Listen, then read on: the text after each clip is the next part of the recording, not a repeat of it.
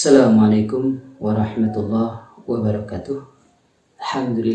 Alhamdulillahilladzi hadana lihada wa ma kunna linahtadiya laula an hadanallah. Assalatu wassalamu ala asyrafil anbiya wal mursalin wa ala ahli wa sahbihi ajma'in amma ba'd. Ayah bunda yang dirahmati Allah, marilah kita senantiasa bersyukur kehadirat Allah Subhanahu wa taala yang telah mengizinkan kita sampai hari ini bisa bertemu dengan Ramadan. Ramadan tahun ini memang luar biasa. Ramadan tahun ini memang spesial karena di tengah-tengah kita sedang gegap gempitanya beribadah, Allah berikan satu ujian, yaitu adanya wabah atau pandemi COVID-19. Apapun itu, yang jelas Allah selalu memberikan yang terbaik untuk kita. Fokus kita adalah mencari hikmah di balik ini semua. Ayah bunda yang dirahmati Allah, di kesempatan kali ini saya akan membawakan satu tema, yaitu belajar di waktu kecil bagaikan mengukir di atas batu. Kenapa saya angkat tema ini? Karena untuk mengukir sebuah batu itu ada beberapa hal. Untuk aktivitas mengukir itu ada beberapa hal yang harus kita miliki. Yang pertama adalah kita memiliki objek yang mau kita ukir. Nah, dalam hal ini saya mengambil sebuah analogi adalah sebuah batu. Yang kedua, peralatan-peralatan untuk kita memahat atau mengukir itu sendiri. Dan yang tidak kalah pentingnya adalah kita mau mengukir apa. Nah, apa yang mau kita ukir ke dalam batu tersebut. Ayah bunda yang dirahmati Allah, tema ini adalah tema yang sangat luar biasa bagi saya. Karena apa?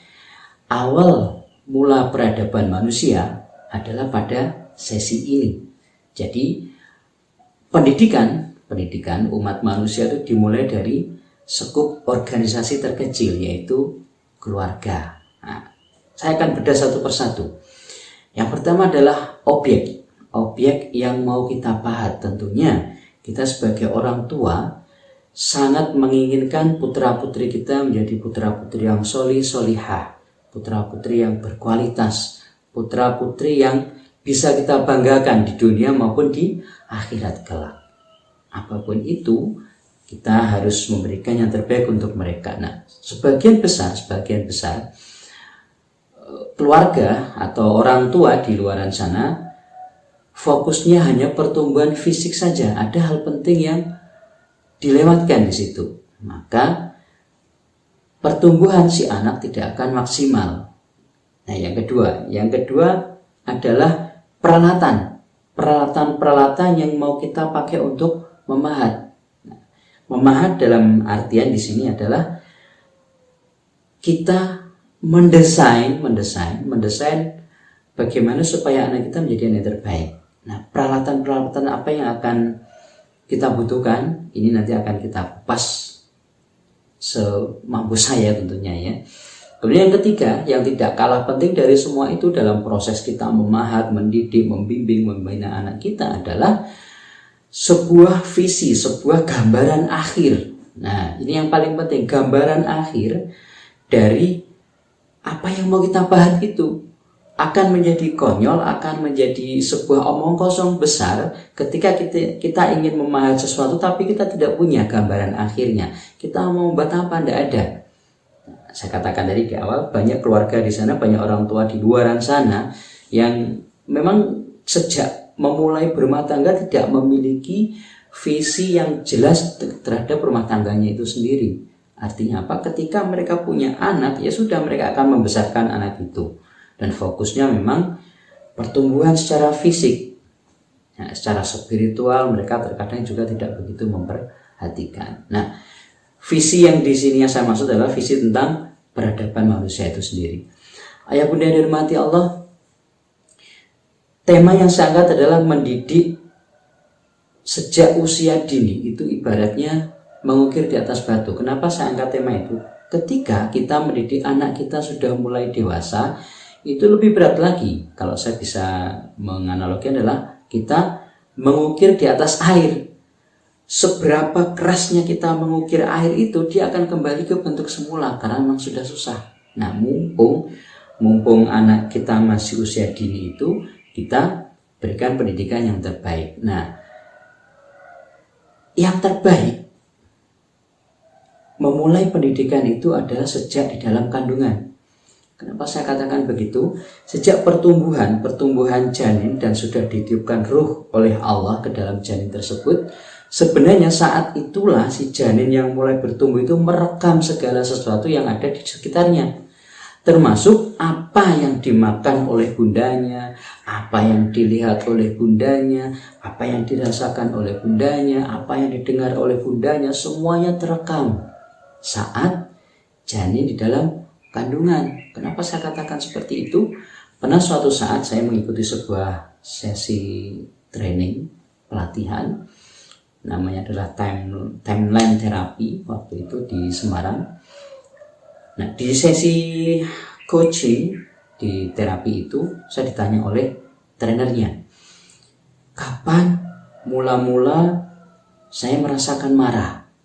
Dan satu jawaban yang mengejutkan bagi saya sendiri, dia keluar begitu saja. Saya mengatakan usia 3 bulan, dan itu di dalam kandungan. Saya juga tidak tahu kenapa mengatakan seperti itu. Nah, setelah selesai pelatihan itu, saya langsung ke rumah orang tua saya dan saya mendatangi ibu saya. Dan saya bertanya, "Bu, ada apa? Ada kejadian besar apa ketika hamil saya, ibu hamil saya di usia kurang lebih 3-4 bulan. Kemudian saat itulah ibu saya bercerita panjang lebar, dan saat itu memang sedang terjadi masalah besar dalam keluarga beliau. Dan rasa mungkin saat itu ibu sedang marah, dan marah itu terekam dalam diri saya. Dan sejak saat itu saya mengenal satu emosi yang namanya marah. Nah, ayah bunda dan mati Allah, saya tidak akan bahas panjang lebar tentang itu. Karena memang begitu pentingnya pendidikan itu dimulai sejak di dalam kandungan. Nah, ayah bunda dirahmati Allah, menghidupkan akal itu adalah syarat utama dalam sebuah pendidikan. Kenapa saya katakan begitu? Di dalam tubuh kita, di dalam diri kita itu ada kolbun. Kolbun itu bisa berarti bolak-balik, kolbun, atau kita sering menyebutnya hati. Di dalam kolbun itu Allah sematkan, Allah berikan sebuah potensi di dalam surat Asyam, fa'alhamaha fujuraha wa taqwaha. Di dalam kolbun itu Allah sudah sematkan satu potensi ketakwaan dan potensi kerusakan di situ, potensi kejahatan. Jadi kita punya potensi untuk berbuat baik, sekaligus kita punya potensi untuk berbuat buruk atau jahat. Nah, di dalam kolbun itu kemudian ada, dalam diri kita selain ada kolbun juga ada nafas, yang saat kita dalam kondisi janin itu Allah tiupkan ruh. Nah, setelah ruh itu sudah bersemayam dalam fisik dan sudah mulai bisa beramal, maka disebut nafas. Apa beda ruh dengan nafas? Ruh itu ditiupkan Allah tanpa membawa apa-apa. Sedangkan nafas itu nanti akan diambil oleh Allah dengan membawa catatan amal kebaikan dan amal keburukan kita. Nafas itulah nanti yang memerintahkan kita untuk berbuat ini dan itu, yang dieksekusi oleh fisik kita. Nah, di antara nafas dengan fisik ini ada satu filter. Filter inilah yang kemudian disebut dengan akal. Dan akal inilah nanti yang akan membedakan antara manusia dengan binatang, yang membedakan diri kita dengan binatang. Binatang punya otak, kita semua punya otak, tapi binatang tidak punya akal. Nah, itu. Nah, syarat utama sebuah pendidikan itu adalah akal. Akal harus kita persiapkan dulu. Sebagai orang tua, porsi pendidikan terbesar untuk si kecil buah hati kita, mulai dalam kandungan sampai nanti mereka lahir ke dunia ini, yaitu pendidikan di akalnya. Kita persiapkan akalnya dulu. Nah, dengan apa kita persiapkan akal itu? Di dalam surat Al-Baqarah ayat 138, A'udzubillahi minasyaitonirrajim, sibaghatallah wa man ahsanu minallahi sibagha nahnu lahu abidun. Nah, artinya apa? Sibghat Allah itu adalah celupan Allah. Kalau ayah bunda tahu apa itu? Taruhlah pewarna makanannya. Kita punya segelas air yang bersih, kemudian kita punya pewarna makanan. Nah, saat kita teteskan, taruhlah di sini pewarna makanannya adalah warna apa? Merah misalkan, merah ya. Kemudian kita teteskan.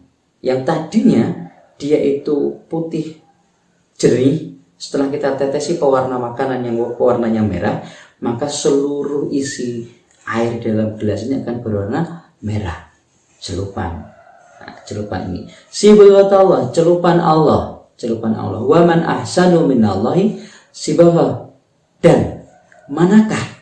Nah, dan celupan siapakah yang lebih baik selain celupan Allah? Nah, itu. Celupan itu adalah al-Islam itu sendiri, ayah bunda.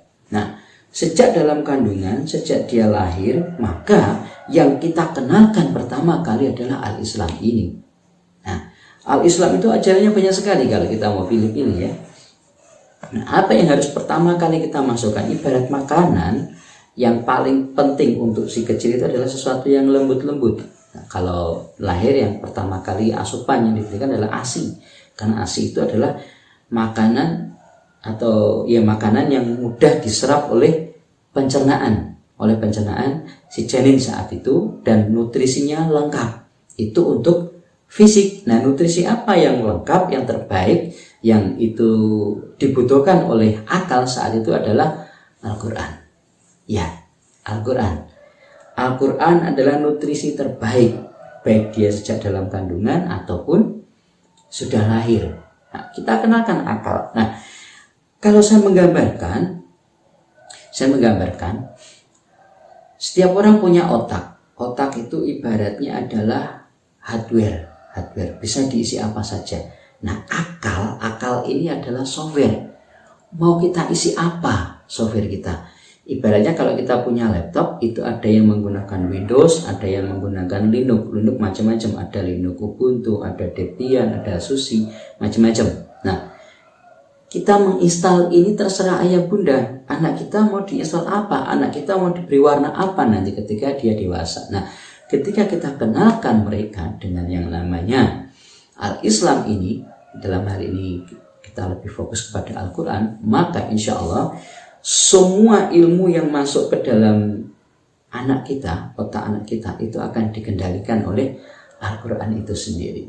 Ya, jadi begitu ayah bunda. Makanan yang paling menyehatkan bagi anak kita, baik itu dalam kandungan maupun setelah dia lahir, adalah Al-Quran. Jadi prosesnya tadi, ketika di dalam kolbun itu berpotensi untuk fujur dan takwa, kemudian si anak ini mengeksekusi, mau melakukan perbuatan tidak baik misalkan, maka akal ini filter. Oke, ini dieksekusi apa enggak? Kita ambil dulu si anak ini ketika nanti dia dewasa, dia pengen mencuri. Kesempatan ada, peluang ada, semuanya serba ada. Saat dia melakukan proses mencuri, dia tersadar bahwa Allah itu ada, bahwa di kiri kanannya ada malaikat yang mencatat dia. Maka dia tidak jadi melakukan perbuatan itu. Nah, jadi fungsi akal adalah seperti itu. Dan masih banyak lagi manfaat Al-Quran sebagai mukjizat, terutama ketika Al-Quran itu memang sering dibaca dan bahkan dihafal, maka dia mampu mencerdaskan otak. Ambil contoh, ada seorang anak namanya Fajar. Fajar ini begitu lahir divonis mengalami lumpuh otak. Sudah bisa ayah bunda bayangkan ketika seorang bayi divonis lumpuh otak, maka sebagian besar orang tua itu sudah pasrah, tidak tahu harus berbuat apa, karena kalau sudah lumpuh otak pasti tidak bisa apa-apa begitu. Nah, si Fajar ini orang tuanya begitu percaya sekali bahwa Al-Quran itu adalah mukjizat. Diajarkanlah Quran, dibacakan setiap hari terus menerus, hingga saat Fajar ini sudah mulai bisa berbicara, maka kalimat yang keluar dari mulut si Fajar adalah Quran. Bahkan sampai hari ini si Fajar ini sudah bisa hafal 30 juz. Dan mukjizat sekali Al-Quran ini. Yang terjadi adalah Fajar yang mungkin bisa jadi tidak bisa bicara, sekarang bisa berbicara. Dan teknik ini sudah dipakai untuk beberapa orang yang mengalami gangguan di otaknya. Nah, terakhir, Pak, anak saya sudah terlanjur lahir, bagaimana ini? Nah, begitu ya.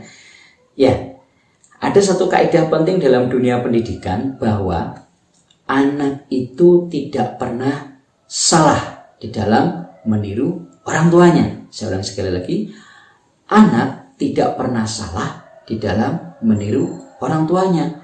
Karena hal yang pertama kali dilihat itu adalah orang tuanya. Hal yang pertama kali dipelajari oleh si anak itu adalah orang tuanya. Dan sekolah pertama kali yang dihadapi atau dienyam oleh si anak itu adalah keluarganya. Ayat dari rahmati Allah. Pastikan ketika kita ingin menginstal Quran itu kepada anak, kita paksa diri kita untuk membaca Quran. Ketika kita menginginkan Al-Quran itu tertanam dalam otak si anak, maka orang tuanya lah yang pertama kali harus menghafal Quran itu. Nah, kaidah yang kedua, dan kalau yang pertama tadi adalah anak tidak pernah salah dalam meniru orang tuanya, maka kaidah yang kedua adalah anak adalah peniru yang ulung. Anak adalah peniru yang ulung. Maka kita seringkali mendengar patah orang Jawa, apa itu? Daun yang jatuh tidak jatuh dari pohonnya. Apa ya? Kalau bahasa Jawa saya lupa. Ya pokoknya itulah. Jadi, kacang orang ninggalake lanjaran. Nah begitu ya. Kurang lebihnya seperti itu. Artinya apa? Segala tingkah laku si anak itu adalah gambaran cerminan dari perilaku orang tuanya. Ketika orang tuanya mulai berbenah, orang tuanya mulai menerapkan Islam dan seterusnya, maka si anak itu insya Allah akan mengikuti. Nah, bagaimana ketika saya sendiri agak susah membaca Quran, saya sendiri tidak banyak menghafal Quran. Nah, kita bisa bekerja sama dengan lembaga lain, lembaga-lembaga pendidikan yang memang berbasis Al-Quran. Jadi, yang perlu kita tanamkan kepada si anak itu bukan sekedar dia faham ilmu-ilmu akademis, akan tetapi juga tentang ilmu-ilmu agama. Dan yang lebih baik adalah sekolah yang memang mengintegrasikan antara pendidikan ruhiyahnya dan pendidikan akademisnya, sehingga nanti ketika kelak saat dia dewasa, dia bisa menjadi anak-anak yang memiliki kepribadian yang baik. Jadi secara akademisi dia bagus, secara spiritual dia bagus, memiliki akidah yang benar, memiliki akhlak yang baik dan seterusnya, sehingga si anak ini di samping dia bisa memberi manfaat kepada orang lain, juga bisa menjadi syafaat bagi orang tuanya kelak. Ayah bunda yang dirahmati Allah, jangan berhenti untuk berjuang, jangan berhenti untuk bekerja lebih keras lagi untuk mendidik anak-anak kita. Dan yang tidak kalah pentingnya adalah bangun komunitas dan kerjasama dengan lembaga lain untuk bersama-sama mendidik anak kita. Dan makanan akal yang paling utama dan yang paling dibutuhkan oleh akal kita adalah Al-Quran. Sibukut Allah yang disebut dalam surat Al-Baqarah ayat 138 tadi adalah Al-Islam. Sendi-sendinya semua sudah ada di dalam Al-Quran itu sendiri. Baik, ayah bunda dirahmati Allah, sekian dari saya. Mohon maaf atas segala khilaf kata dari saya. Kalau ada yang salah itu karena kefakiran ilmu saya, dan kalaupun ada yang benar itu semata-mata kebenaran yang datang dari Allah. Sekian, terima kasih. Assalamualaikum warahmatullahi wabarakatuh.